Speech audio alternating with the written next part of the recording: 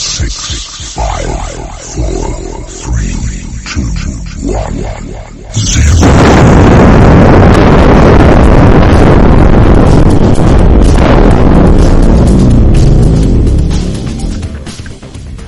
Hello, everyone. Sorry for the delay. It is the To Be Determined show, and we are... That's what happens when you have live radio. Right here, Beyond Ringside Radio Network. Detective Intellect, the Wicked Nemesis, and joining me is my guest co-host, and our guest producer, and our super producer, and our man of many hats and vests, the one, the only, Fast Eddie Layne. Greetings. Eddie, how you doing? It's been a great day, and I'm looking forward to a great night. Let's rock these walls, Wick. Also, really quick, congratulations on the new Beyond Ringside website. Make sure you go and check that out. Totally revamped from top to bottom. And yes, we are live on Ustream, Shoutbox, and Forrest Gump, Bubba Gump, Shrimp, whatever. We're everywhere. We're global. Yeah. Also, ladies and gentlemen, the 3-time NWA Women's World Champion, Renadell Pile Driver, my big sis, Tasha Simone. Tasha, how you doing tonight? I'm doing lovely. Are you ready to derail a train sometime tonight? Oh, yes. I'm ready for some football, too. Woohoo! Let's go. Hank Williams Jr. Now, our guest tonight, our evening, he is the pro wrestling Punisher, the Punisher of professional wrestling. Very controversial act this past Saturday at Porterdale and for PCW. Ladies and gentlemen, let's just jump right into this. He is Caden Knight. Caden, how you doing tonight, sir? I'm doing good. Thank you for having me on tonight.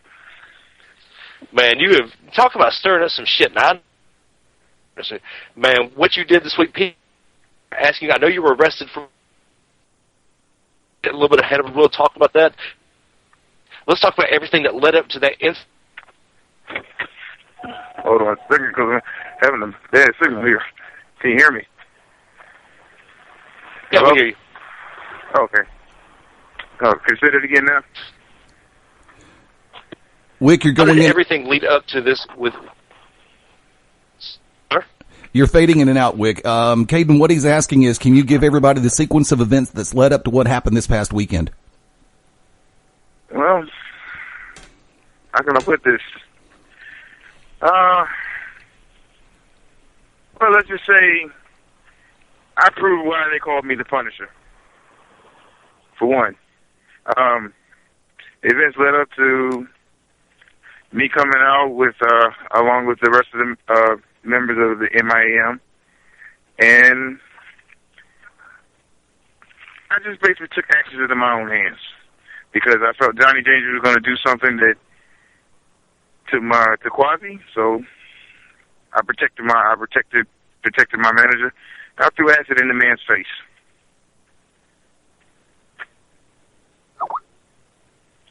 Hello? We're with you. Yeah. Okay. I'm just like, wow. I mean, that's amazing. First of all, where did you get this acid? That's not just something that's able, to just come by. But for anybody that has missed the incident, it's actually on YouTube. I mean, wow. I mean, you just come in and fire right in his face. That was crazy. Have you had any prior run-ins with Johnny Danger leading up to this? I've never had any run-ins with him. I've never met the guy. First time meeting the guy, but I made my presence show. As far as getting the acid, that's like I can't tell you that because I'm like a magician never tells his secrets. That is true. Well, I just want to know what he lost so bad.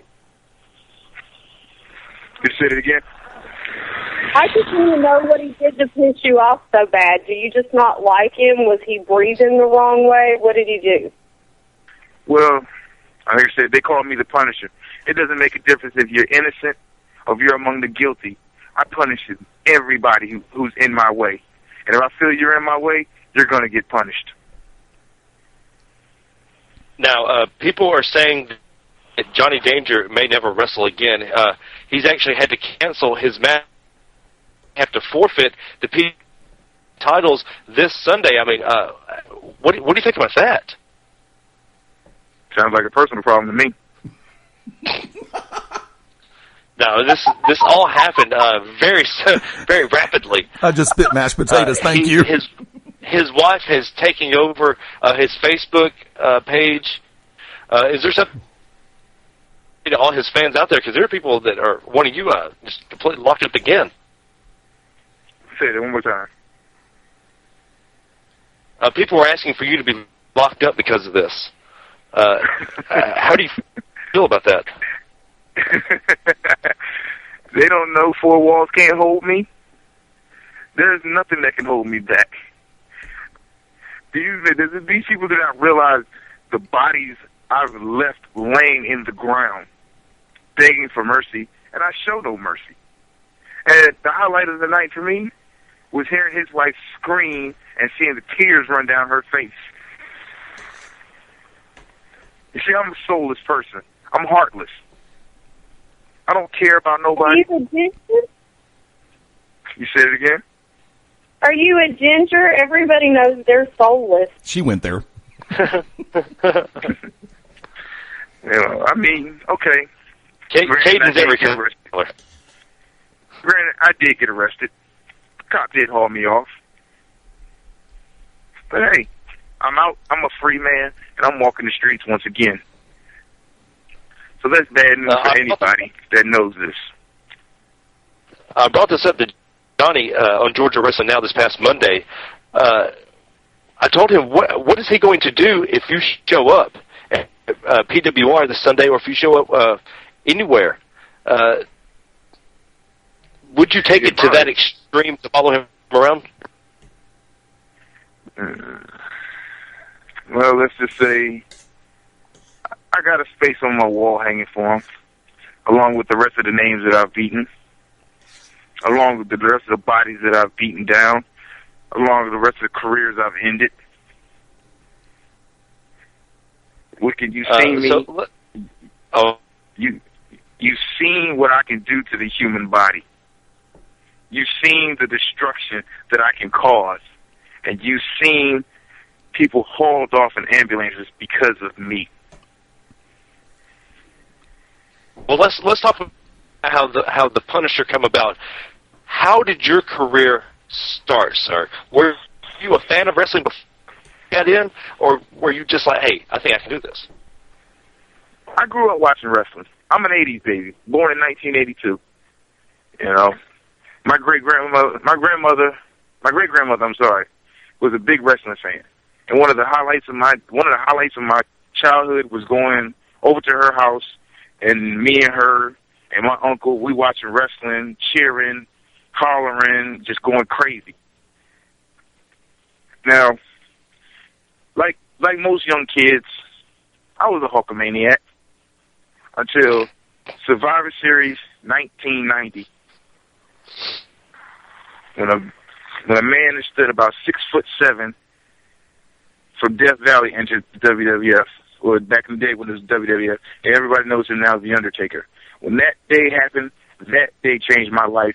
I was a diehard fan of his. And all my life, all I wanted to be when I grew up was a wrestler. I have many wrestlers that I idolize. Many. In 2007, I made my jump from Norfolk, Virginia, which is my home, to Atlanta, Georgia, to start my journey. And 6 years later, injuries later, I still love this business. There's not a moment that goes by that when my music hits and that crowd, whether they're cheering for me or whether they're booing me, that doesn't get my adrenaline pumping. It fires me up. It gets me out there, and I go out there and I try to put on the best show I can for that crowd. Take us through your first day of training. What was that like? Yes, sir. Sore and painful. I mean, learning everything about this business was sore and painful. I woke up hurting all over. I woke up hurting in muscles I didn't even know could get pain. You know, I just my eyelashes hurt. It hurt to blink. I agree. Yes. That's funny. Somebody did it right. Who actually started your training? Well, my training originally started in Atlanta, Georgia at the WWA4 under Total Protection Curtis Hughes. That's where my training began. And as I got on the road... Say it again? Yeah, I was just saying, and after that, you were saying, sorry, I'm just, there's a delay. And as I got on the road, I started learning more from veterans. So, my training never ended as I went along. And to this day, my training never does end, because 2008, I had the opportunity to stand face-to-face with the total package Lex Luger. And I asked Lex, what advice can you give a young worker such as myself? Lex looked at me dead in my eyes. And this is after Lex was sick. He's on a walker. He could barely stand up. But he looked me dead in my eyes. He told me, you never stop learning this business. He said, the day you stop learning this business is the day you get your ass knocked out. And no matter what I do... And then he's like... I was going to say, then he's like, give me $5, please. No, he shook my hand, and I thanked him. Caden, hold on, time out. First of all, there's not many people in our business that's not going to shake. You're a big motherfucker, okay? So what happened is this big black man can run up on Lex Luger, who's just in a wheelchair for like the last 3 years, and he sees, of course, he's going to look at you and be like, you know what? I'm going to ask this motherfucker for no money. I'm going to give him the best advice and run away. And he hobbled off. I love it because Caden forgets how big he is. Caden's one of those guys, I know we're breaking kayfabe, but that's his show. Caden will come up and he's the nicest guy in the world, but when he goes through there, I saw Caden punch Brian Alexander so hard one time. Brian's a hooker. Brian will hook you and hook a shoulder and rip it out of the socket. Man, he grabbed Caden. Caden punched him so hard. It's like, calm down, kid. Calm down. Caden is a big guy. Caden forgets how big he is at times. When I first met Caden was at Pro South. And of course he was being used by Skeletor and just being misused, and I pulled him aside. You can read the write up. I was like, dude, you're a shining star on this. But of course you can't break through that glass ceiling of zebra skin. So congratulations on getting away. Finally Caden was the first person to be like, fuck you. This is bullshit. While everybody else stuck around, Caden said, fuck you, and went back. And it seemed like that you went back and recharged your battery, almost like a Green Lantern. Are you John Stewart? If I could pick one of the Corps, I'd probably pick the Black Lantern Corps, or the Red. Hey, yes, sir. Watch out, Brian Blaze is listening. Brian Blaze is like, Black Lanterns? But it seems like that you went back and recharged your battery, and you've come back since your last... little time away, if you will, a few years ago. It seems like you've come back and just more prepared. Now you've aligned yourself with Quasi-Mandisco. How in the hell did you two come together? Well, TMZ is one of my closest friends. Me and him traveled up and down this road many a times together. TMZ called me up. He said, hey, I got something that you might want to be a part of. And I'm not going to say no to a good friend. A man that's had my back for years, a man that I've watched grow, a man that's had that I've always had his back. So I said, hey, I'm down. Just let me know the time and date. I will be there. So, of course, when that time and date came, I hopped in my car. I shot straight on down to Georgia. Now, I did take... Did you hear that, everybody? Did you hear that, everybody? A man that travels. Listen to that, some of you dumbasses that listen. Like, how do I get booked other places? You get in your car, and you go. Correct, Caden? Correct. And I drove down from, like I said, okay, I left Atlanta, Georgia in late 2009, and I went to Pennsylvania. This is when I was down. I was hard on myself. I just needed a break. For 2 years, I was in Pennsylvania because when I got to Pennsylvania, it was 2010, because it was the New Year's. I came back to Georgia in around 2011, late 2011. I started training. While I was gone, all I did was work out. All I did was train myself. I came back. I stayed training. I stayed in the gym. You know, a lot of times, like I said, Wicked, that's when you met me at Pro South. And then it got to the point, I'm like, I can't do this no more. So I left Pro South. I had to make a choice. And upon leaving, I trained myself. I worked out. I got my mind right. And I looked at myself in the mirror and I said, what the hell are you doing? You're the Punisher. Get your ass up and start hurting people. So, actually, like I said, I go travel, you know. Either I got somebody in the car with me, and if I got nobody, if I ain't got my boys with me, I'll ride by myself. There ain't no place I won't go to be a part of this business. There is no place I won't travel to be a part of this business. And promoters, I know that we have promoters listening. Each people are like, man, I don't want to travel. I want to go within 10 miles of myself. We're talking about as far as you're going to get in your career, 10 or 50 miles. We're talking about Norfolk, Virginia to Atlanta, Georgia. I mean, to Porterdale, Georgia. Georgia. That's a hell of a, 7 hours, 6 hours? How long is that? That's an 8.5-hour drive. And that's okay. I got in my car and I straight shot from Norfolk, Virginia to Porterdale, Georgia. Non-stop. I miss Norfolk. Only time I needed to stop was for fuel. Norfolk, I miss you so much. That's why I was born in Fort Smith, Virginia. I miss it so much. It's so beautiful there. Missy Elliott, Neptunes. But, you know, North Virginia is my home. This is my turf. Nobody would dare ever challenge me on my turf. Push the T just pulled up. Push the T's from right there, Norfolk too, correct? Yeah, we have a lot of big names from here in Virginia. Oh, the Neptunes are from there. Pharrell and his little Asian guy, his little Asian friend. Yep. Missy Elliott. We got Allen Iverson, Joe Smith. Joe Smith. Bruce Smith. Joe Smith. Goofy bastard. Joe Smith. Former Buffalo Bill. Bruce Smith. Yeah, Bruce Smith. Hell yeah. He's man I've ever seen before in my life. Yeah. He was his big Cadillac. I've met Bruce Smith. That is a big dude. When I blew up my ACL in 95, I had to go to Health South down here with Dr. James Andrews, and he was actually there working out. Him and Jose Rio, who used to be a pitcher for the Cincinnati Reds. They were there working out, and literally, I saw Scott Williams, who used to play for the Bulls, that was 7 foot tall.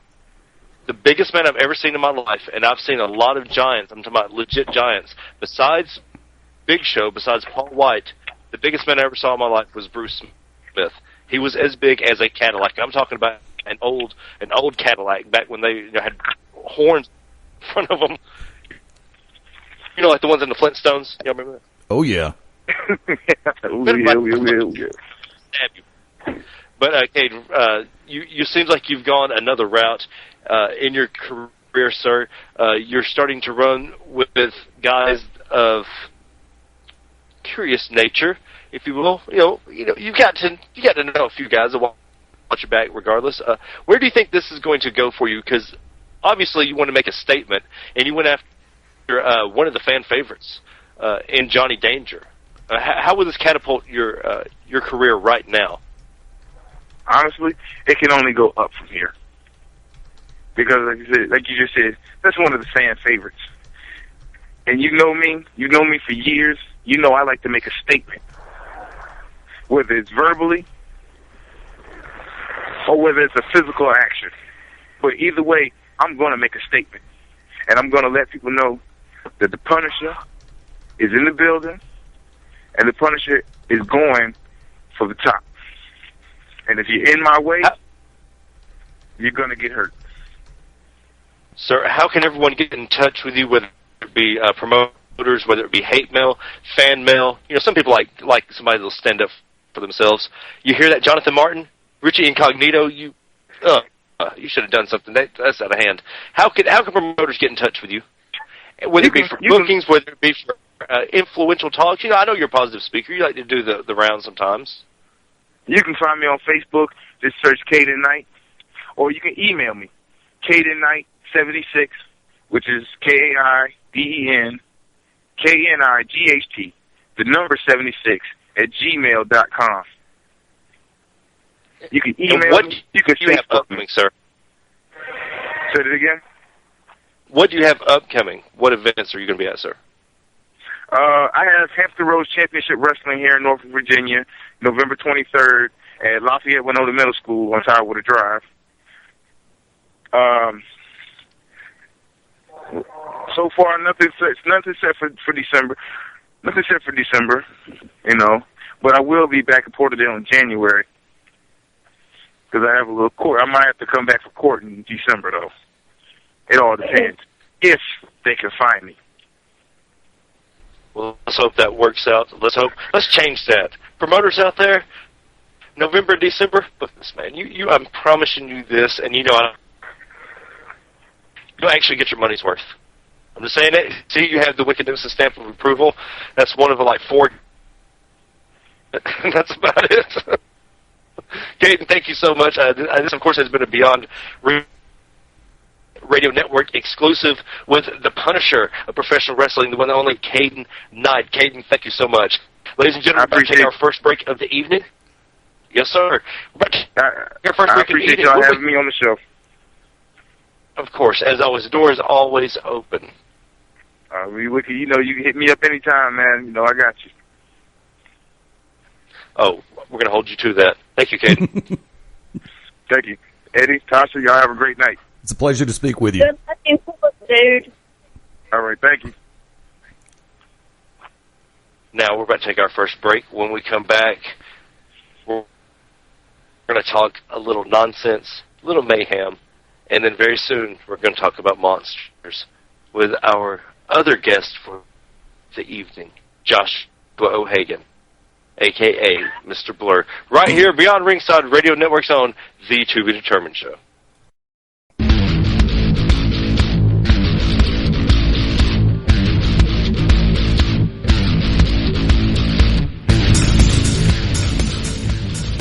Thank you so much to Caden Knight for coming on with us.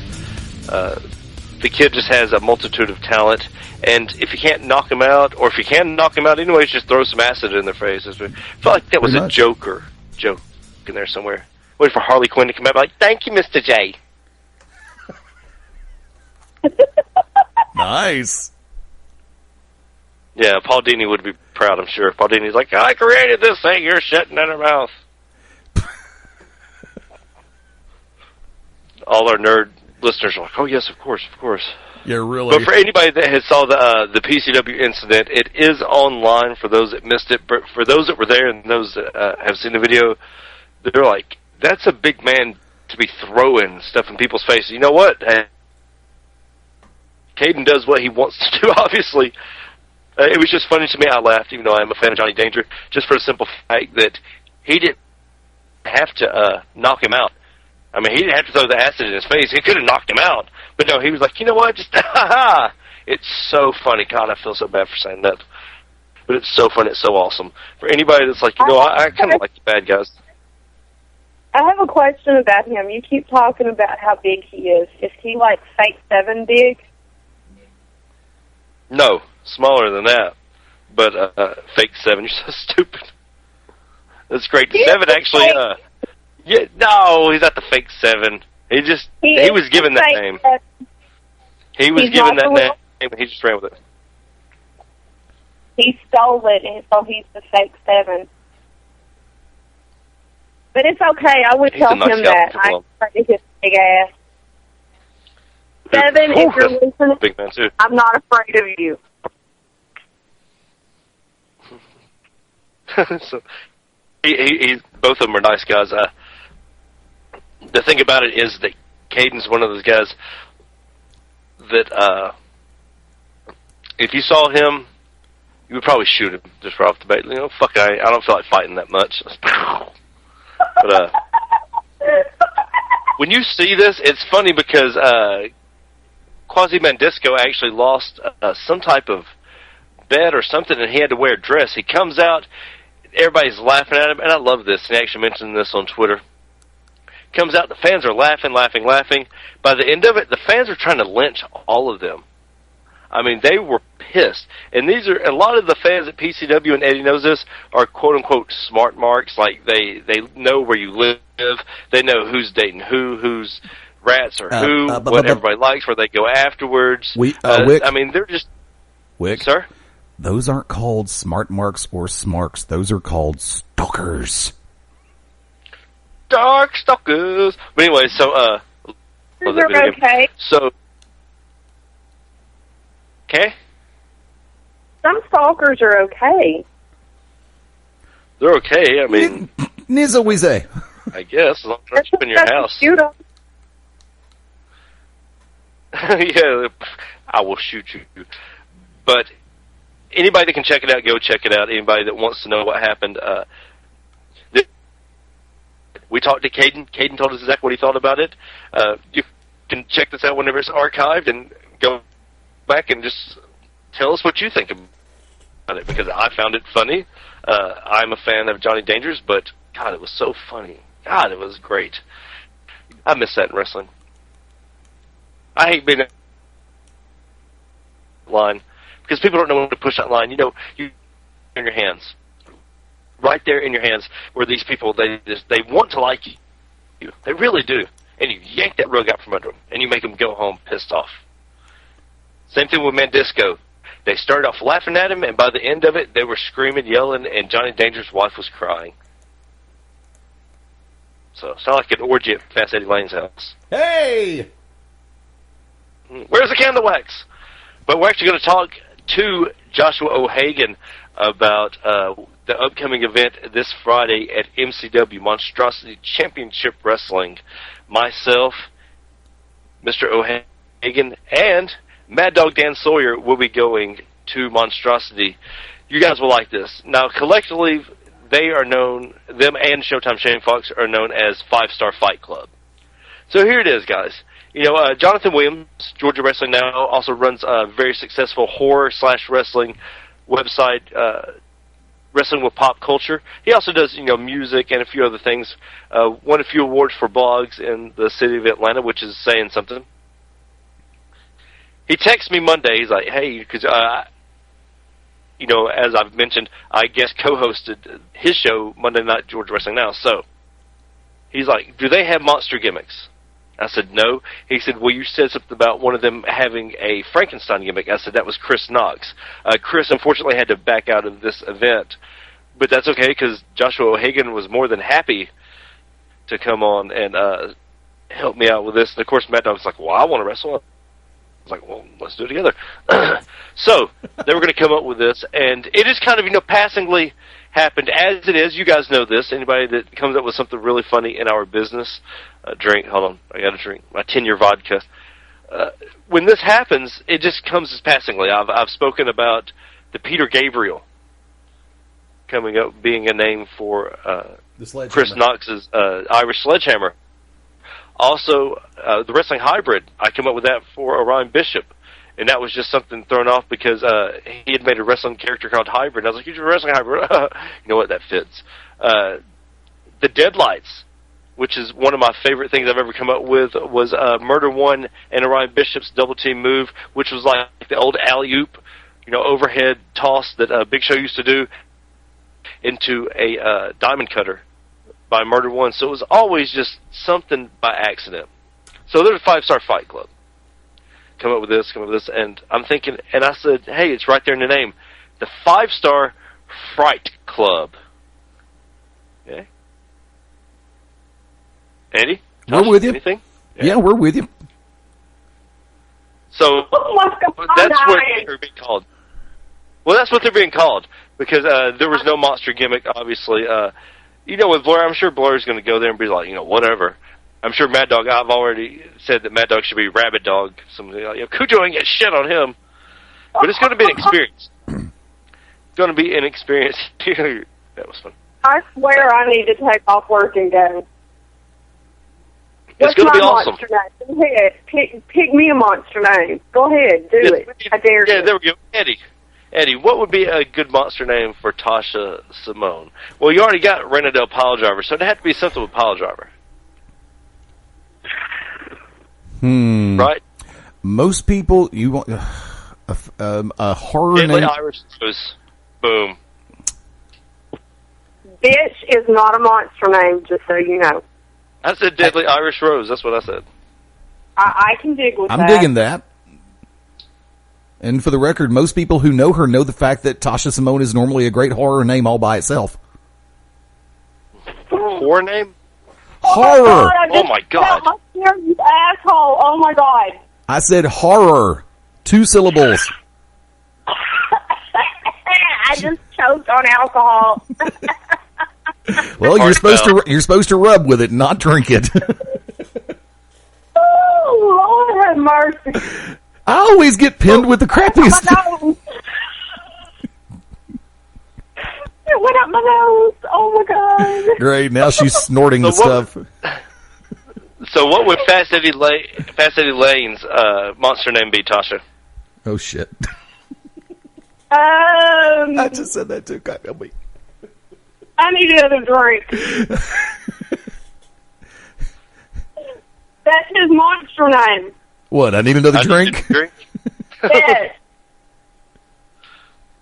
No, it would have to obviously be something with speed, because if you're dead, you wouldn't be fast. You'd be slow. Oh wow. I'm not good with monster names. Easy, just call me Crash. That's all. Crash, and Layne. then all of a sudden, Crash Layne. Holly comes back. Hey, you son of a bitch! Hey, no, Crash. Oh my God! You know what? You are almost the same size, well, height-wise anyway, as Aaron was. I guess you could be the zombie Crash. Oh my God! Did I really say that? No. Wait. We can't put zombie in anything right now because of Jimmy Jacobs and the Zombie Princess. I'm going to hell. I'm going to hell. Oh my God! Did I really just say that?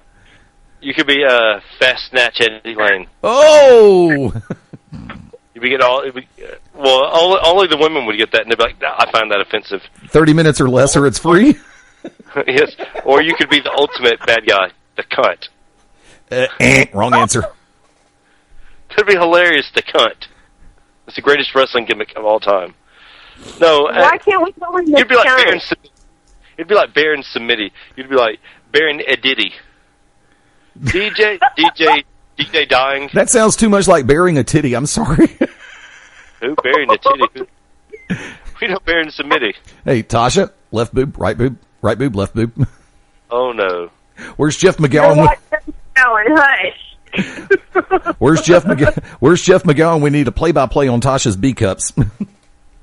I've been controlling my wardrobe malfunctions lately. Yeah, Thank you. It only malfunctions when she wants it to. Eddie could be the Walking Ed. The Walking Ed. Yeah, that's what. Hey, cool. That works. We're all going to hell. I've already been there. Trust me. Save me a seat, please. Hey, I have a condo. I have hot and hot running hot. I have property there on the Lake of Fire. We have a deck out there so we can jet ski. Well, actually, my brother is actually across the river Styx, so we're okay with that. I haven't been to hell. I have been through hell, but I didn't stop. I just kept going. Well, Wicked, I have to tell you something very important about you not having been to hell yet. The charms that I have taken out. No, you have to be there. You're going to live in it. The charms that I have taken a vote. This is something, I'm going to go ahead and tell you this on the air. The charms that I have taken a vote. You're going to be in a special kind of hell, the first road trip that we all have together. It's going to be called Irish Redneck Hell of the karaoke sort. That's terrible. But we love you.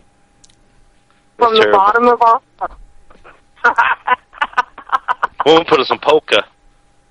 Weird Al Yankovic. Keep fucking with me. Keep fucking with me. Dude, that's the one you got to do. I don't care. You're going to break out Weird Al Yankovic's White and Nerdy. Yes. CB rolling. Now what? Folks, you realize why we're acting like this tonight. There are two good reasons. Number one, there was a solar eclipse early yesterday morning, and we're all feeling the after effects of it. Not kidding. If you're on the eastern seaboard or in the eastern United States, you probably saw it early yesterday morning. Number two, we're all feeling the repercussions from the universe shaking because John Cena unveiled 2 new moves on Monday Night Raw. I missed that. But congratulations to him winning the title. How many titles has he won? Is this 13? This is 14. This is 14. 14-time WWE champion. WWE and World, yeah. So he's 2 away from you know where. And if he hits 15, I'm going to put a sack full of crystals and chili cheese pups out as a bounty on his ass. He deserves it. If anybody deserves to beat Ric Flair's, let's see, 16. how would we call it? What would that be? What would you say his title is? 16-time champion. Who, Flair's? The renown. Yeah. Well, what would it be? The renown. Probably. He's about to take that. Deservedly so. Okay. Correct. The Walking Dead. Okay, I will say this. After watching his performance this past Monday night on Raw in the 6-man tag team match, I will say this. He impressed me. Because the 6-man tag from Monday Night Raw was the high point. They had a 6-man on Friday Night SmackDown, and they took it to the next level on Monday night. And I will say, like I said, he uncorked 2 moves I've never seen him use before, not since the prototype in OVW. So, like I said, we'll feel the repercussions from that. And I have to sit back and say this, that match from Monday night, the 6-man tag, has got to be the match of the month for November early, and it's only the first week. But John Cena... I heard the match. I was washing dishes, so I heard the reaction to everybody, and it seems to me that everybody, when I saw Twitter, was blowing up about Goldust. Is Goldust still in, top form? Yes. Did he ever get out of top form? No.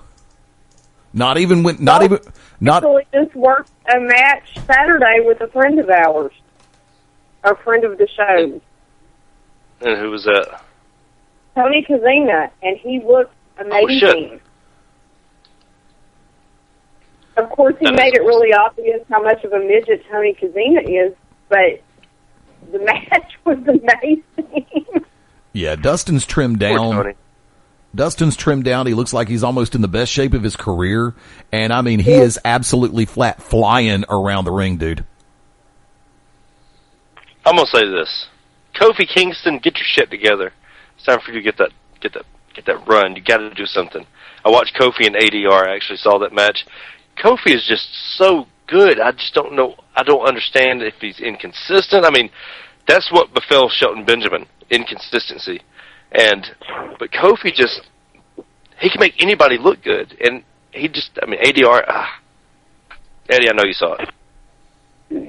What, Kofi ADR? Yeah. That was the one that I missed. Oh my God, that was a good match. And poor Kofi. Kofi once again doing the job. Kofi, whatever he needs to do it, and he's too good to just be sitting stagnant like he is. Yeah, see, this is where look at Ziggler. Ziggler and Curtis Axel, they've pushed Curtis Axel him and Ziggler were pretty good. Yes, I think Curtis Axel's come a long way. I think he does benefit from having Paul Heyman at ringside. Sometimes. Agreed, Eddie? Sometimes. Curtis Axel would be much better if they'd let him go back to the Michael McGillicuddy style as far as his his microphone work, because I'm trying to be gruff like Larry the X-Hennig and I'm gonna do this, and dude, it ain't working. In ring, be yourself, run with it. On the microphone, be yourself, run with it. Everybody knows, if I'm speaking directly to him, going through creative, I don't give a damn. Everybody knows your dad. Everybody knows your grandfather. Everybody knows the talent level that you have because we've seen it. Be yourself and just let it rip. This shit about them, everybody has to be able to cut a promo bullshit. That's why you have managers. That's why you're supposed to have good managers. That's why you have good managers. Exactly. And he has one of the best in Paul Heyman. If I was creative, I'd go to him and be like, shut the fuck up. Yeah. Let your ring work speak for itself. You get better. The promos will come along. You have Paul Heyman for now. Get better. If you expect us to take it seriously that you're going to go up against Ziggler, you're going to go up against CM Punk, it has to be believable. And that's what's missing with the WWE. I get the same shit all the time to people. They find out, they're like, oh, you're a wrestler? You wrestle? You're in wrestling? Like that fake shit on TV? And if they're a guy, usually I'm like, hey, let me show you how it's not fake. And that's when it's open hand slap. If it's a girl or if it's a kid. Ma'am? You don't bite their nose off? I may have to do that Friday. Because Paul Lee's going to be there, so we'll see how that goes. Oh, boy. But, he's going to bite my nose off. Let me ask a question. Let me ask a question real quick of both of you, and this is a legit question. The question for the week that we're going to put out for the Saturday showcase, this coming Saturday, 11 a.m. Eastern, 10 Central, is the question is, what one thing on a serious note would you dare WWE to do? Y'all want to tackle that one now, or you want to wait till after the break? Use tag teams. So you're going to stick with just you're going to have a real tag team division. Tasha, and why am I afraid for this? Uh-oh. I dare you to have an entire program of nothing but professional wrestling. Not only utilizing singles professional wrestlers, but I absolutely agree with Wicked, whether it's male or female. Tag team wrestling is a lost art. That's why I said tag team, because the women, and you know this, Tasha, you can hide a lot of the flaws of the guys and the girls, especially those divas, those that can't wrestle. You can hide that a lot when you have 2 of them, when you have 4 of them, when you have 6 of them out there instead of just, the one-on-one. The tag teams bring so much, and you can put so many people out there to be seen, and it gives more of an opportunity to actually shine for them to get that one thing in that maybe just that one slight nanosecond that the fans connect with them, and they can hold on to that and actually have that seed grow into something. And tag team wrestling is one of the hardest things to do. Yes. It is. But because you have to worry about yourself and others. But they need to have real tag teams, not just 2 people that show up on a Monday night and they say, okay, you're going to be a tag team. Not to blow up their egos or anything, but Damon Christopher and Chris Knox. Some people, they hear us talk about the Unlucky Charms almost every week, but what a lot of people don't know is these guys drink beer together. They go out and work out at the gym together. They run the roads together. You don't see them separately very often. They are a team. Mm-hmm. And that is what it takes to be a real tag team. And that's what they need to utilize, not just 2 people thrown together because their bodies look the same. And if you think we're being vain because we're so close to them, look at the Washington Bullets. Yeah. Brothers. The Washington Bullets, John and Trey. Amazing talent, great tag team. One of the best tag teams in the Southeast. They do everything together. Nick see, once again, now we're going to talk about somebody. Team IOU. Carrie and Nikki. They're constantly back and forth. I believe that their girlfriends are actually friends. They go out and eat together. They hang out outside. They work together. They go together. It's very... When you're on the road with somebody for 7-8 hours, I'm not talking about going 30 minutes one way, 30 minutes the next. I'm talking about when you're on the road with somebody. You're like a married couple. Yeah. It'll come to the point where you're like, I hate the way you breathe. Well, I hate how much you fart. I hate the fact that you take 15 piss breaks because Chris Knox's bladder is as big as a fucking pea. That's just what it is. He does. He'll take fucking 15 stomps. Watch that. Why did it take you 2.5 hours to get from Pill City home? Well, because Chris had to eat. Then he had to get 48 beers. Then he had to piss 15 times. And then he decided he wanted a black and mild wine. And since, he was afraid that the cops might see all his beers, he decided we're going to go 5 miles an hour. 48 beers? Has he cut back some? Well, that's just how it goes. Ladies and gentlemen, we have our second guest of the evening. You can hear him in the background. He's actually right now 6 miles under sea. If you're looking for me. It's like Aqua Teen Hunger Force or... Ladies and gentlemen, the one and the only. I always say the one and only for everybody. The 2 and 4. The number... Earth Zero's own. Mr. O'Hagan Blur, how you doing tonight? I'm doing fantastic. How are you doing? So I just told you, Earth Zero's own. Hey, this Friday, five-star Fright Club. Ow! What the fuck was that? Did I just go Teen Wolf? Yes, you did. Wicked J. Fox? Wicked J. Fox, yes. We were coming up with monster names for everybody. Josh, what do you have any idea what monster... What form you're wanting to take, or are you just like fuck it, whatever? I'm going as myself, Joshua O'Hagan, because my theory is this: if you're walking down the street in the middle of the night and you're cutting down a dark alley, in the back of your head you don't say, "Man, I hope there's not a wolf man in the alley," but you will be like, "Man, I hope I don't run into someone like Joshua O'Hagan in this dark alley," because I'm somebody that you will really run into that will really mess you up on the street. I don't really fear a wolf man's underneath my bed. But if someone looked under their bed and saw me there, they'd be like, oh, crap. Something's about it. It just got real. Yeah, so if somebody saw a little short Irishman breakdancing on his bed, I'm sure they would be scared. Yeah, plus I kind of look like an escaped convict. You should be Nails. Yeah. Oh, my God. Anybody remember that movie? I think it was like Shocker or something like that, about the convict who gets shot, he turns into electricity. Yeah. The murderer. Well, the closest I look like to a monster is the bad guy from Blade 2. Rutger Hauer? Oh, Blade 2. Which one is it? The Nomak. The vampire who hated vampires. Oh, I was actually thinking Nosferatu, if we gave you some teeth and some long fingers. Well, I could just go wrestle in Inslee, Alabama, and say I was a cast member in Higher Learning. Then I'd really be a monster.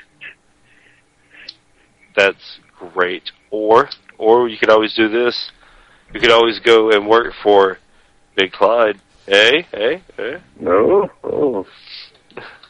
But in all honesty, what has intrigued you about MCW? Why were you wanting to go out and do this foray with myself and Mad Dog, Dan Sawyer? I like the idea. It's something different and something unique. And I always like the opportunity to hurt people, so it's kind of fun for me. Plus, I get the opportunity to show someone what really evil is. Well, you would think that for 1 second I would know who we're against. The name of the guys are Evil Inc. Oh, yeah, I've done my homework on them. There's like 4 of them, 5 of them. I think the ones that will be there are Rage Davidson and Damian Legion. And they have a manager, I can't remember his name, but I kid you not, he is like the parallel universe Wicked Nemesis. You're fucking shitting. Get the fuck out of here. No. He's tall, slender, he spikes his hair all up, he comes out and he tries to be you, it looks like.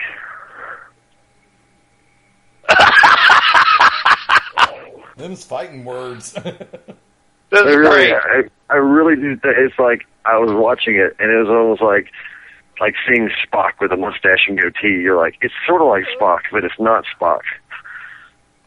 You're so stupid. Oh my God. That is great. See, I don't know anything about these guys. So. Oh yeah, I found them on YouTube. YouTube, yay! Well, I guess you can find me on YouTube too. My 2,346 subscribers. Oh man! Oh wow! You're kind of a big deal. People know you. Kind of. No, I think it's Jeter, but I'm not a celebrity. I'm a regionally known entity. Is what I like to say. The entity. Oh my God, the entity. It'd be a great monster gimmick for somebody. If somebody's all black, just going over and just finger banging all the women. Everybody's ever seen the entity? You ever seen that? No, you did not. What? It's a movie. She gets raped. She gets molested by a ghost. She gets molested by the entity. Based on actual events, you jackass. I know that. It's not my fault. I'm not the one getting molested by the ghost, and I've Ghostbusters seen that movie. from one. Dan Aykroyd got a Hummer from a blowjob in Ghostbusters. As a kid, I was like, what the hell is going on? He crossed his I's and dotted his T's.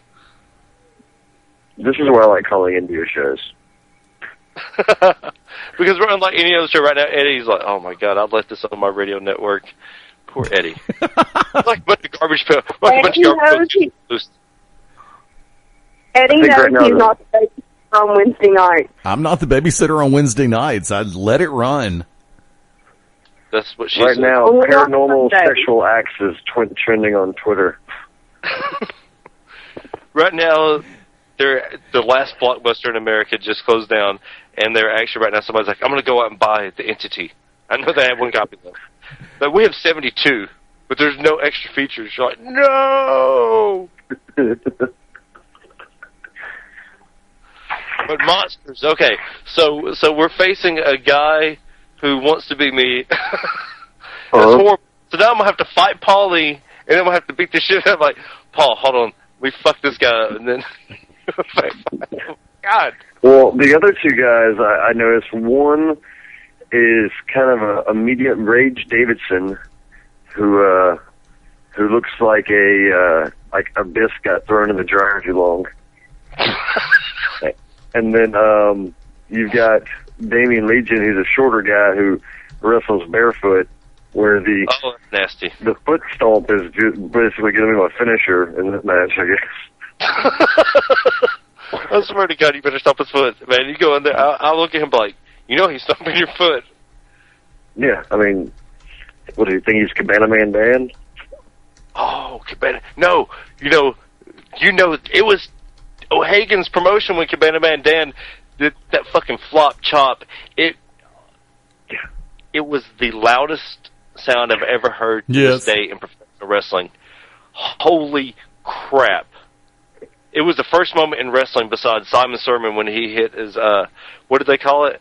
What did they call it last week, Tasha? Somebody named it. Jonathan knew the name for it. I can't remember. Anyways, besides that... I'm going to argue with you. I think the only thing louder than that was when the Inhuman Fly hit me in the head with a keyboard, and it shattered, and the key got stuck in my head. That was pretty loud. Well, at least it was loud in my head. Well, I know what got stuck in there. 9! Well, later that night I went home and played Nazi. Nazi! Woo!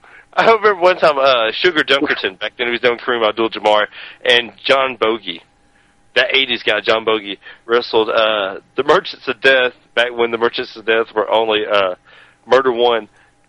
Orion Bishop and myself and Johnny Slaughter were there. Johnny got beat up at the beginning, got taken out, So Sugar's there, and Bogey had put 2 keyboards out. He's like, I have, once you get breaking kayfabe, he's like, I have got the spot, guys. And he's looking at Murder One and Bishop, who are sitting there, and you guys know these two. Anybody that knows this, go look up Orion Bishop and Murder One. 2 of the, I won't do anything unless I fucking want to. If not, we will break your fucking bones and make Wicked smoke them type people you will ever meet in your entire life. They're sitting there with their arms crossed. John Bogey comes in and says, I have got the spot. There's keyboards under there. I'm going to hit you with it. I want you to no-sell it. and then I want you to take it and hit me with it. Murder looks at Bishop. Bishop looks at Murder. They both turn their heads to the right to look at me. I'm sitting there, and I look up at Bogey, and of course, as you know, once I put the mask on, that's it. I look up Bogey, I slide my mask up, and I said, okay, Bogey. It comes out as this. Sugar knows what's going on. Kareem knew what the fuck was about to happen. Bogey goes out. They boom, boom. They're wrestling about 5-6 minutes into it. Bogey goes and grabs the keyboard. He goes and acts like, old New Jack, like he's hitting on the keyboard and stuff. He goes to hit it, and he hits Bishop with it. And I'm talking about, he barely hits Bishop.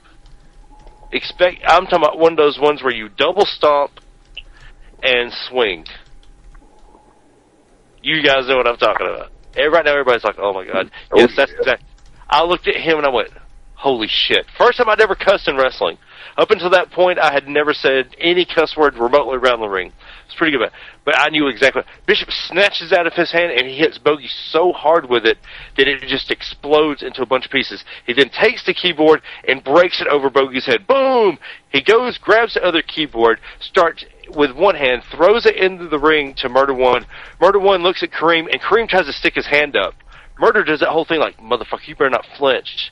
And then Kareem knows it's coming. And he just smashed it over Kareem's head. And Kareem had this big afro at the time. So there's keys stuck all in Sugar's hair. It was amazing. So Bishop goes outside. He takes a Singapore cane and just proceeds to hit John Bogey with it about 7 or 8 times so it shatters. Just like whack, whack, whack, whack. And it's not one of those ones like boom, recover, boom. Yeah, I'm talking about it's wham, wham, wham, wham, wham, wham, wham. Oh, it was amazing. So put it another way, never bring a keyboard to a wrestling match. That's always a good rule. Tasha, have you ever, now you've been in some hardcore matches and some wild knockdown dragouts. Have you ever been hit with a keyboard or used one as a weapon? Oh, yes, I have, and I know how to hit a bitch and make those keys fly all over the place. Sounded hot. Anybody else get like a hot flash when she said that? If you tell me you wet your panties, I will hang up, I swear to God. No. That's terrible. Who am I, the Russian war machine? Yes. Oh, you make cheer for Russia when you chopped him. Josh was there. That's so sexy. Josh. That's so sexy. Time out. Josh, Eddie has confirmed this. Other people confirmed this. You were in the match. When I was over there beating the Russian war machine down, were there not about 4 or 5 people directly to our right as you were coming out, directly to our left from the entrance? Were they not trying to get the Russia chant going because I was beating the crap out of him? Josh, am I lying? If I'm lying, you can tell me right here. No, you are not lying. That is true. I just want to know something, Wicked. That's one of my highlights. That's one of my highlights of my career. Listen, when you were topping him like that, you telling him, every time you hit him, were you telling him, don't ask my sister to go out for a drink? I need to know that. No. What the fuck no, wrong with you? No, what I was telling, I said, welcome to the business, kid. And I just... because he's a big guy. But as far as I knew, that was his first battle royal, so that was awesome. You could use that term very, very loosely, guy. What? But I like to see him as just a very large child. Oh my God! It's terrible. It's terrible. Hey, that guy. He's just a child. He's just a child. No. Oh my goodness! Look at him. Who run Mata Town? Oh my goodness! Enter one leave. We have definitely just deteriorated into the one that only. Mad Max Beyond Thunderdome, everybody. Yes. And he's not even like, he's more like Master Blaster. He's not even like from the Road Warriors where you think of, just walk away. We just want the gasoline, just walk away. It's not even that cool. Yeah, Lord Humongous was totally. He is the embargo on. He needs Enigma on his shoulders. He's just a child back up. That's great. And they kill him. Ooh. Yeah. Oh my goodness, that's great. Yeah, how many? Nobody's listening. Somebody's going to listen to the archive. It's going to be like, are they talking about Mad Max, or is that Escape from New York? Where's Ox Baker? We went from Thunderdome to Road Warriors to all the way back to Thunderdome. Yeah. Well, now, I think I'm too young to know what any of those movies are. I think Blur should go with Snake Plissken Friday. That would be good. Like, I thought you would be taller. And we can keep referencing Cleveland. We can keep saying, you remember what happened in Cleveland? Because there's never going to be an Escape from Cleveland, but yet an Escape from L.A., they keep talking about what happened in Cleveland. Okay, if you thought it'd be taller, wouldn't that be Patrick Swayze from Roadhouse? No, they say it to him, too. In the first one, and then in the second one, like, I thought you were dead. Okay, just making sure. In Escape from New York, they say, I thought you'd be bigger, or I thought you'd be taller. But yes, they also say that in Roadhouse. I always thought that they was like, they stole that, because I didn't like Roadhouse when I was younger. It's like, they stole that from Escape from New York. Fuck them. Ox Baker, get them. Like Ox there Baker. You go. They're all friends. I was waiting on you to mention Ox Baker in this. They're all friends. They're all buddies. It's like when in Last Action Hero, when there was a poster for Terminator and it was Sylvester Stallone. He goes, I love all these movies. I like The Last Action Hero. That and Dumb and Dumber are two movies that I liked. A lot of people hate. The Last Action Hero had Big Guns, which I thought was a great song. And also the guy with the he had the smiley face, and he also had the crosshair contacts. I always thought that was awesome as a kid. I just killed a man. I'm standing here. That is a great movie. Fuck you. That's Arnold Schwarzenegger's pinnacle right there. It was all downhill from there. I don't know. His new movie is actually pretty decent. I haven't seen it. I can't wait to see him in Conan. And that goes for movie reviews. Here we go. Movie reviews, where we talk about everything and completely forget about our topic, professional wrestling, unless Ox Baker is involved. Well, tell me how you're going to embarrass your wannabe Friday. I'm not going to embarrass him. I'm going to go up and say whatever he wants to. I'm going to tell him, like, oh, please, by all means, proceed. I'm going to let him go out and rip and rave and say whatever he wants to, and then, God, see, that's the thing. I've never seen 8 Mile. But that you know, when it was just like, just go. I've seen this. I've seen the outtake stuff. There's nobody, and you guys know, there's nobody that can touch me on the microphone. I'm sorry, that may be arrogant as fuck. But, oh, it's the truth. I'll just go out there and I'll just, oh man, see, but I don't want, because I could just completely just annihilate him. I guarantee you, he's probably one of these guys that's like, oh, my friend and I were backyard wrestling, and he goes like, hey, you should come in and do this, and I started as an announcer. All of a sudden, he's Keanu Reeves. I have no idea why. But the point being is to be trained, and thank God for Johnny Slaughter, Brian Alexander, and Damon Christopher, and Orion Bishop, because they made me train as a wrestler, and they made me get my ass kicked to be what I am today. Because I could have very easily just went over there and hung out and be like, yeah, Bishop, good job. Oh, you're doing fantastic. Oh, by the way, I'm going to walk out with him.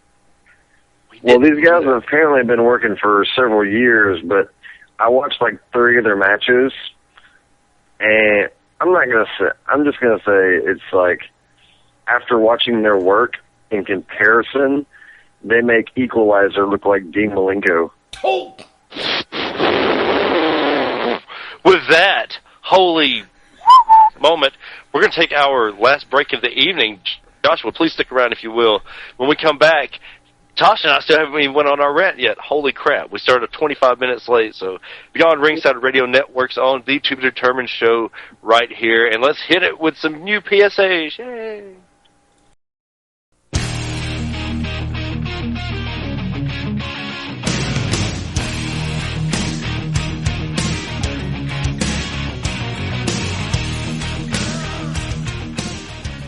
She's only 17. How did you know what I was playing? What'd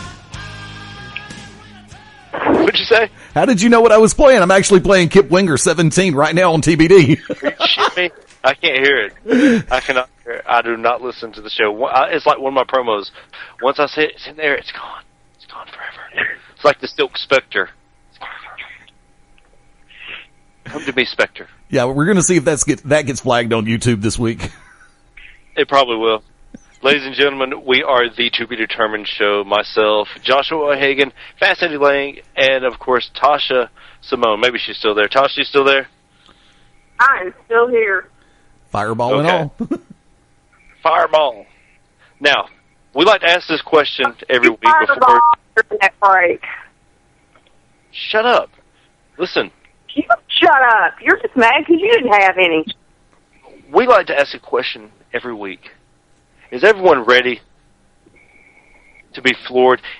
Is the NWA, is wrestling ready for what's about to come? I don't think so. It's the segment that we like to call Tasha Knows Best. Tasha, what do you know best this week? Well, tonight it's not just Tasha Knows Best. It's Hitler and Mussolini right again.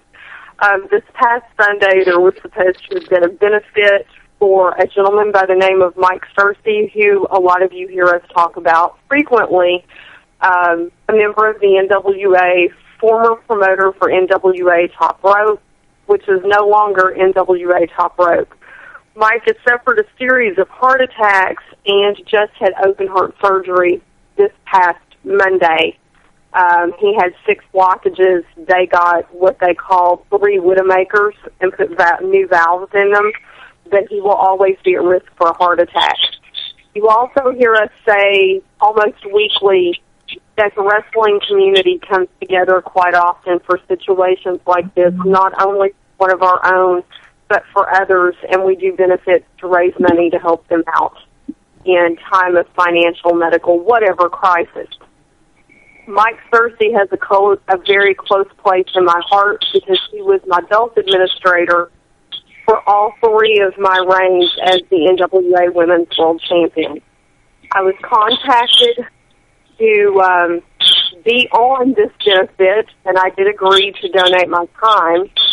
And the night before, and I just want to say this is a very important thing, we had several people coming from Alabama, 3.5 hours one way, not only to wrestle, but paying fans coming to see myself, Chris Knott, and the Wicked Nemesis, my little brother, because they love us and they know how amazing we are. But at any rate, they were willing to drive 3.5 hours to donate their money to a good cause. The night before the benefit, I was contacted and told I was not allowed in the building, not because I did something wrong, other than that I was a friend to a recently made ex-wife of, and I hate to use names and put people over, but this is a burying that needs to happen because I am friends with a young lady by the name of Daphne, who is the ex-wife of a piece of shit that thinks he is good enough to wear the Valiant name, Boogie Woogie Boy, Gary Valiant, who, by the way, has my phone number, but did not have the balls to contact me himself and say, you can't be at the building because you're nice to my wife, or ex-wife, or whatever he calls her now. He had somebody else do it and put her in the middle, thereby costing 30 paid people, costing 3 workers off of a card. And then I found out, as it came out, this man was walking around with EKG stickers on his body all week long, making fun of Mike Searcy. Now, I'm about to stop my burying and let Wicked take over a little bit. This man promotes himself as a Christian and talks about what a first-class person he is. Hey, you fat piece of shit douchebag. If you're a Christian, you don't make fun of people that are in dire straits that could lose their lives. And even if you don't like somebody, you put your petty, childish bullshit aside to help raise money for that person. You don't put it in the way. Go ahead, Wicked, because I know you have even more to say than me.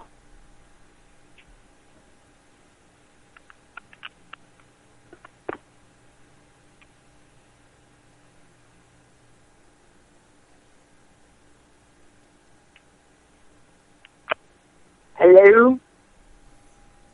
He was there a second ago. There he is. Yeah. Sorry. Yeah. I was sitting there. I was just like, I was just giving it a second. Now, I received a text message from Chris Knox at 11:57 p.m. Saturday night, kind of saying, well, it said we were not on the card, and said he would tell me more in the morning. There was some BS that Tasha had been kicked off the card for some BS, et cetera, et cetera. I see this text because I went to sleep because we were supposed to be leaving out at 11:30 a.m. For Nashville that next morning. 11:57 p.m. he sends the text. Obviously, he had just found out. 11:30 a.m. he was supposed to come pick me up. Now, I see this at 5:43 a.m. I happen to wake up, kind of get stern as I have, got a lot to do, to get ready to leave out. I'm picking out clothes, making sure my stuff's ironed. Happen to grab my phone to check it. See the text. That's one thing. I can deal with that. Piss me off, but that's not what I have the most problem.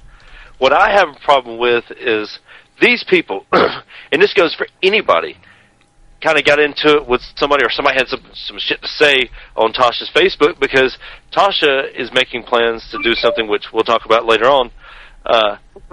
I receive this, hey, you're calling out people if you want to slap somebody.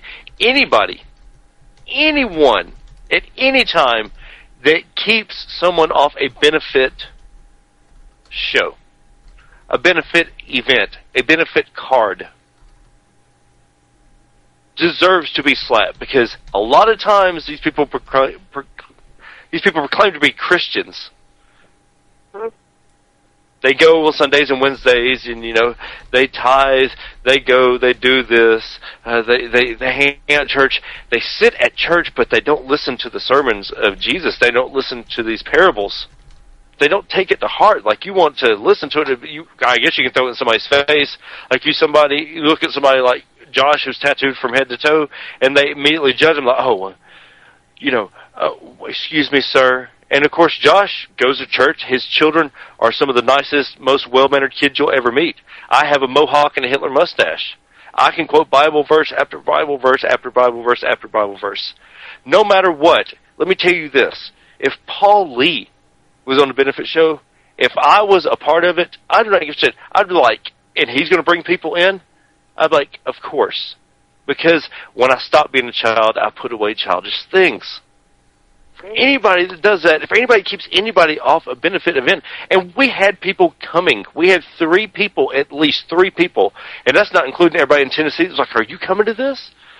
That said that they were going to go, that were going to donate money. I was going to donate my time and my money for my family. Never got a chance to, because we were kicked off the card for some petty bullshit.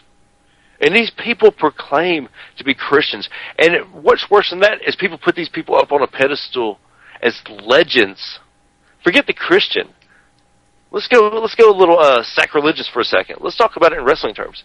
These people claim to be legends. Just larger than life people. In wrestling, the people that are real legends are pretty much like deities. Let's just call it what it is. We're all put up on a pedestal. Those that, like Josh, man, you drop Josh anywhere in the state of Alabama or Tennessee, they're going apeshit because they know who he is. You drop Tasha anywhere in Tennessee, in Texas, and lately in Alabama, they know who she is. Anywhere, any promotion. Not me. They're like, boo, lynch him! Fuck him! Satan! Call the Exorcist. With that being said, these people that proclaim to be legends, that people call legends, whatever, you're not.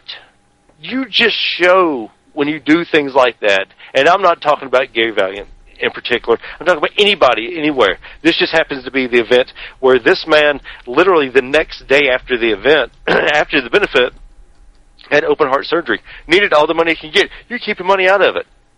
And the whole of, wearing decals, whatever, that's in bad taste. But to take money away from somebody that you claim to be friends with, that obviously you want to have something to do with, or had something to do with because you have the benefit, a big part of it, to be a big part of it, it's a little horrible. It's a little terrible. That's a no good, very bad thing. But what do I know? I'm just a piece of shit. Tasha? Well, you're not just a piece of shit, but that's okay. Tell my wife that. That term for people who deserve it. You can call yourself a scumbag, but you're not a piece of shit. Tell my wife that. Something good has come of this, though. I was contacted by several of the workers who pulled off of this card because of the accident. Say pull out of it. That sounds dirty. Yeah. I said pulled off, not out. I said say it because it sounds dirty. The guys who removed themselves from participation in the card. Is that better? Is that less sexual? Ooh, yeah. Because I like it when of the accident. You like it when it's sexy? Do you want me to say vagina and penis while I'm at it? No, that's dirty. That's nasty. Ew. Penis, vagina. I was contacted by several of the guys who have, at various stages of their career, including Iggy and Carrie, who actually got some of their first chances being able to work for Mike Searcy, and said, Tasha, will you put something together so we, the locker room, can give something back to Mike? I talked to Mike Searcy. I'm the one who had to let Mike Searcy know that I had been pulled from the card. Nobody else would tell him. They literally went behind his back to do so. I'm the one who had to hear him crying, wanting to know why one of his friends was being pulled from the card. But I'm also the one who said, quit stressing about it, because we're going to give you something from the boys. Had a trip on Sunday while I was on the road. I booked a building. We have not set a date yet, but we have at least 4 matches named already, including the Unlucky Charms versus Team IOU. Mike Searcy has asked that I not set a date until we know when he will be out of the hospital, because he would like to be at the event so that he can tell the guys thank you for thinking so much of him, that they would donate their time like that, and that they would refuse to be a part of something where somebody was making fun of him. Do me a favor. And I really appreciate Derek Neal that. versus Blur. Derek Neal versus Blur. I'm sorry. Do me a favor, Tosh. Hey, Tasha. When this date is solidified, do me a big favor and make sure that I'm very much in the loop with the show information, because I will pass that information along on every show that I host, whether it be Tuesday night Back to Basics, Saturday morning showcase, or BR Live on Sunday. I'll help you get the word out about this as much as humanly possible using every resource on the Beyond Ringside Radio Network. I absolutely will, and I will tell you this, it will definitely be on a Sunday afternoon. And I can tell you this, and no, I'm not being funny, so save the smart-ass comments. Our friend from Worm's Eye View, Jerry Wiseman, was trying to be a smart-ass and did not expect the answer that he got when he said, will there be oil or jello wrestling? And I told him straight up, so for all of you listeners out there, this is how it's going to be. Tasha versus Blur. If I can get at least a $500 donation, I will do a Jello wrestling match. With Blur. No. Well, I want Blur against Derek Neal. Do you really? Blur, would you come up for that? When is it? We'll work on that. There's no set date. It will be on a Sunday. You can ride with the guys. I'll volunteer you to ride with them. Hey, do me a favor. It's February 30th. Hey, Wick. What were those two words that you found dirty and offensive earlier? Was it pulling what? I said, Pulling no, I out. didn't say it was offensive. Not offensive, but you said it was dirty, right? What were those words again, Yes, Tasha? I said, ooh, that was dirty. Pulling out. Yeah. Pulling What does that mean? out. What does that mean? Okay, there's your porn music reference for the week. Oh, what does that mean? Rose like, I have 42 kids. No, oh my God. I have You know, no this idea. goes I don't on speak French. That movie with Vince Vaughn coming out, what is it called? Where he has like 500 something kids. Oh, I just saw that. You know what? That's not even what's intriguing me about movies right now. Michael Keaton has agreed to do a second Beetlejuice. Oh, is it going to be Beetlejuice Goes to Hawaii? I hope not. That would be They so tried to make fucked that. up. They tried to get Kevin Smith to do that movie. That was offered to Kevin Smith after he did Clerks. Beetlejuice Goes to Hawaii. No. Yes. I want to see. I'm trying to get- I want to see him as a Batman. What the fuck that? Yes, I agree. But seriously, we've digressed. We've digressed for a minute. The point Yes. we were trying to make with Hitler and Mussolini right again Oh, yeah. tonight is the fact that just because somebody calls themselves a legend, and by the way, I just want to blow this all out of the water right now. For any of you people who drink Gary Valiant's Kool-Aid, he is not Jimmy Valiant's son. Okay, Nope. there. I said it. Gary Valiant, if you are listening, if one of your stupid sheeple marks are listening and tell you that I said it, your sorry punk ass has my phone number. I dare you to call me and say something. I dare you.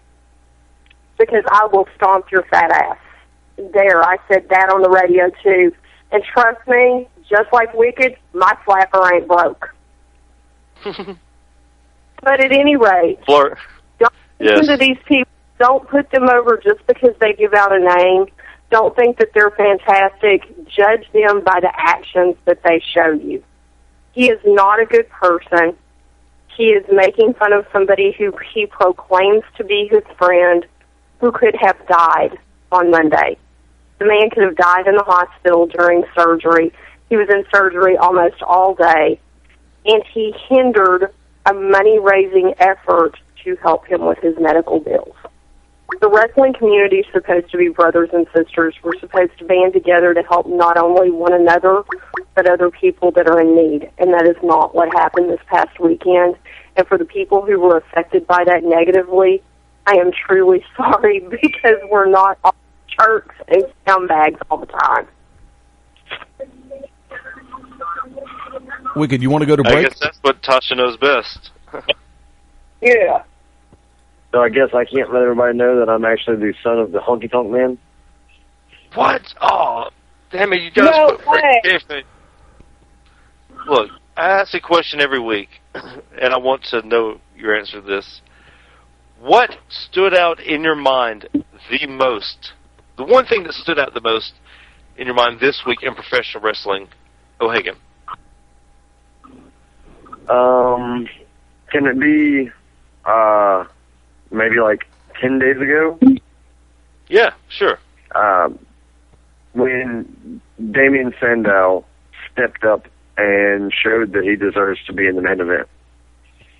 His performance on Raw, when he cashed in Money in the Bank and didn't get it, just the fact that the way he was that night, and his performance and his attitude and the way that he just showed that he deserves to be in the main event, and him taking that step into that position. Plus, he's a friend of mine, so I kind of have to point out that I'm really proud of him. And he owes me dinner. But that was awesome. A lot of people thought maybe he would cash in when Cena won. And the fact that Eddie Layne cost all of us contracts. Ah, Eddie.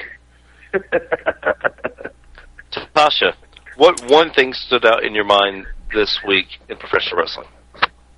Okay, let's be honest. I just talked about it. You know I don't watch that crap on television that they call professional wrestling. I take that back. The one thing that has stood out to me is seeing how amazing Dustin Rhodes was. I have to give him the biggest, huge thumbs up for the incredible shape that he's got himself back into. He was looking a little pudgy like his daddy for a little while. But way to go, Dustin. Gold Dust, however people want to refer to you, way to go, dude.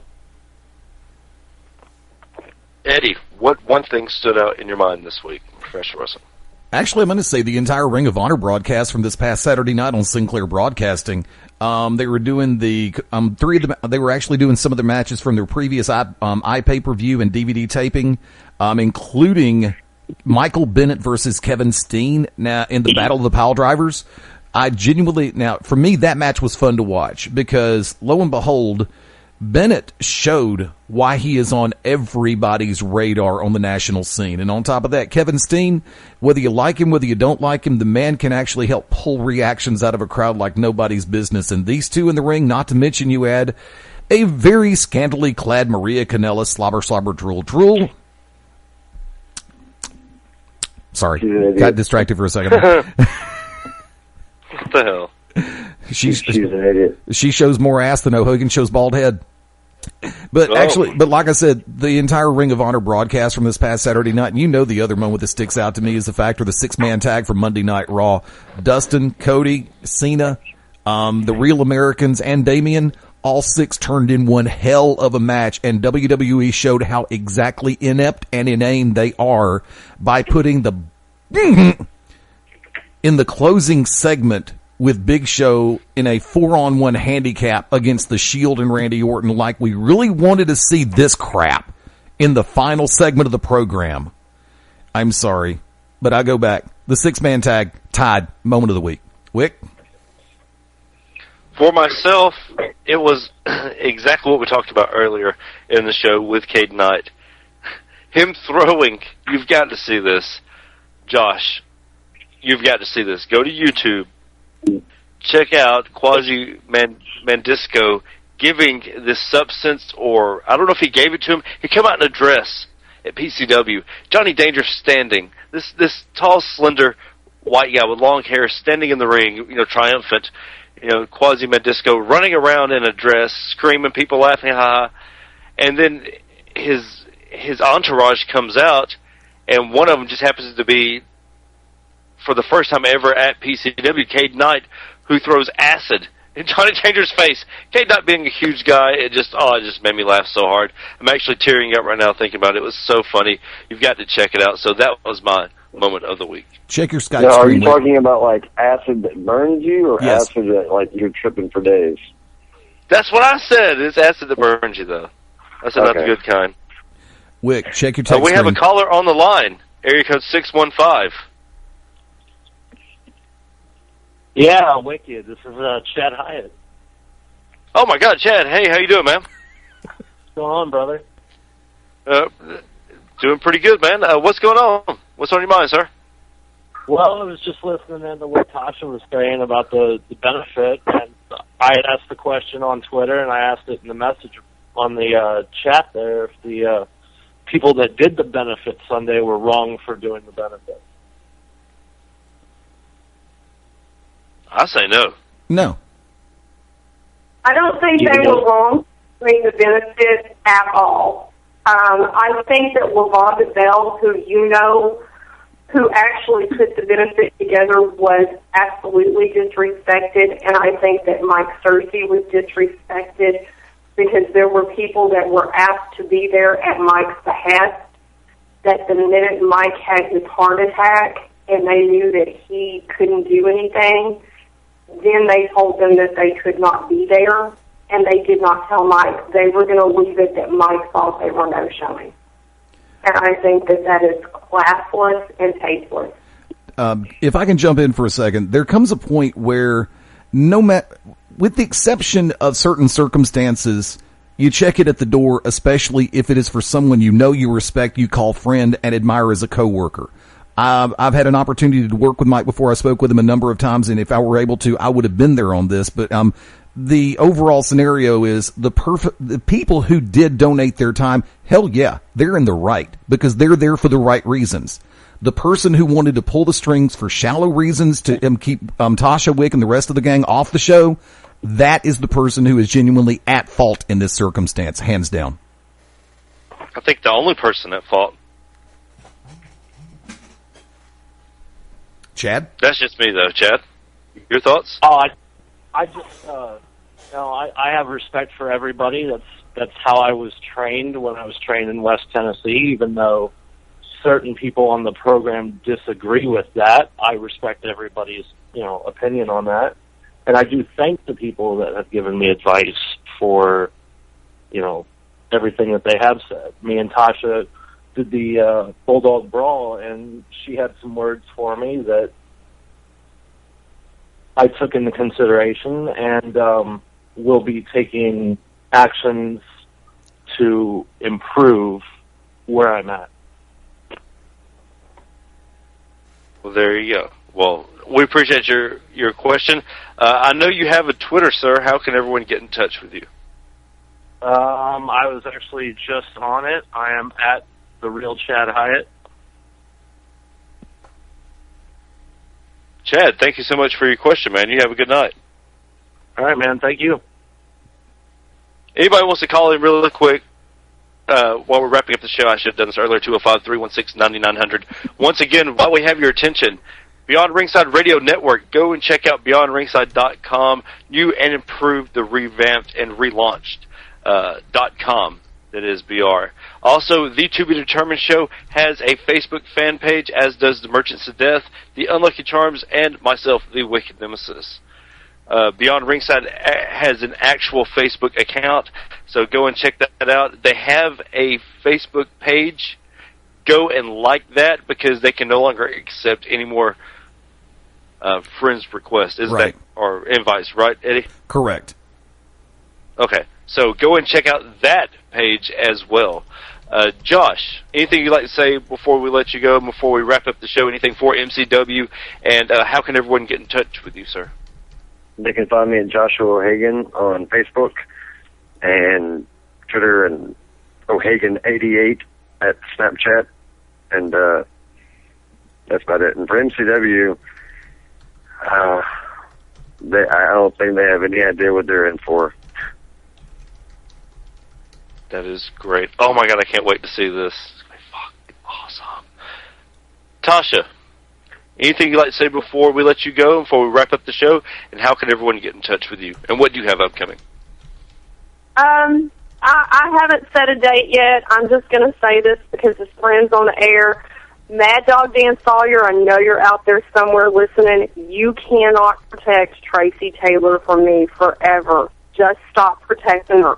Put her back in the ring with me because, as the saying goes, blood's thicker than water. I have an answer for the underground, and I can take care of anything you put in front of me. Other than that, we're working on the Mike Cersei benefit. Anybody who would like to be a part of it needs to contact me, Tasha Simone, NWA at gmail.com. Also have a huge seminar with David Kid Cash coming up next weekend here in the Nashville area. It is a 2-day seminar. Also contact me, Tasha Simone, NWA at gmail.com for that. You can find me on Instagram and Facebook, Tasha F. Simone. And you can find me at facebook.com/Tasha.Simone1. Eddie? On a personal note, let's see, FastEddieLayne.com, Facebook.com/FastEddieLayne. Want to do a real quick rundown. Buffalo Wild Wings, I'll be back there this coming Friday night, a 9 p.m. start, and I believe we're going to be shifting instead of tomorrow night at Codzilla's and Argo. It's probably going to be Saturday night this coming week. Also looking forward to the Saturday showcase this coming Saturday morning with Ryan Adcock and Robert Cosper, 11 a.m. on Eastern Time on BeyondRingside.com. 6:30 Eastern Sunday night, Beyond Ringside Live returns. Tasha Simone, Ted Guinness, and the whole damn crew. I don't know who all's going to be there on Sunday. I just play it by ear. Wick might show up. Wick might have something to do with the family. Mabo might show up. Mabo may have something to do with the family. I'm not guarantee what kind of Never mind. of I'm not mind. going to say. I'll try to behave. Please do, and I'll it's try to appreciated. be good. I do need to go ahead and say that we've got special guests coming on during our during our first full hour. Pro wrestling star Mike Cruz will be coming on at 6 p.m. Central. 7 o'clock Central, going to be joined by professional wrestling promoter Kevin Brannon from IWA Deep South, and also going to have a special late interview with the Bulldozer Matt Tremont at 8 o'clock Central Standard Time. Back to basics live along with the Tuesday night conversation, and we're going to be bringing out an early part of the week calendar events. One of my new best friends up in the Northeast right now helped me a lot with Combat Zone Wrestling. Phil Stamper is going to be coming on with me this coming Tuesday night, and we're going to be covering a lot of the information. Understand that Gordon Shell, former MMA fighter, is going to be joining us this Saturday on the Saturday Showcase. Global Championship Wrestling making their return to Pell City, Alabama, Saturday night, November the 23rd. Keep your eyes open, and GCW Radio will be returning very soon with all the information, and I'm sure we're going to have it on all the shows up and down the line on the Beyond Ringside Radio Network, especially right here on the To Be Determined show. And of course, you can contact me at Wicked Nemesis on Twitter. Like I said, Wicked Nemesis Enoch Syrian on Facebook. And MCW this Friday, Atlanta, Georgia. Come and check us out. 5-Star Fright Club against Evil Inc. We're still working on our guest for next Wednesday, so hey, we'll see. It could be anybody, anytime, anywhere. It's like Batman. Da-da-da-da-da, Batman. You'll find out when we tell you. Exactly. My wife's like, you relate everything to Batman. Huh? My wife hates Batman. I think my wife's secretly the Joker. Dude, you brought up Aqua Teen. You brought up Aqua Teen Hunger Force earlier. Ladies and gentlemen, thank you all for listening. Thank you for Caden Knight coming on. Josh, thank you. I will see you Friday, sir. And before we let everybody go, for Joshua O'Hagan, Eddie Layne is a horrible wingman. for Fast Eddie Layne, Josh O'Hagan is a horrible first date. for Tasha Simone, My milkshake brings the boys and the girls to the yard. oh, you got to come up with something else. Squish, squish. My byline for the rest of the year. Squish, Rest of the squish. year. MCW, come out and witness something that you've never seen before. I promise you, you will be talking about MCW after that. If you have no idea what MCW is, you will, and they will know about the 5-Star Fright Club and the Wicked Nemesis this Friday night, 9 Eastern Standard Time, correct? Yes. Yes, all right, yeah. You So are we'll see you then. correct. Thank you. Thank you, thank you, thank you. Come out and witness the thrashing that we give the jolly good old Evil Inc. Ho, ho, ho, ho, and ho, ho, ho, ho. The To Be Determined show right here, Beyond Ringside Radio Network. Good night and good luck.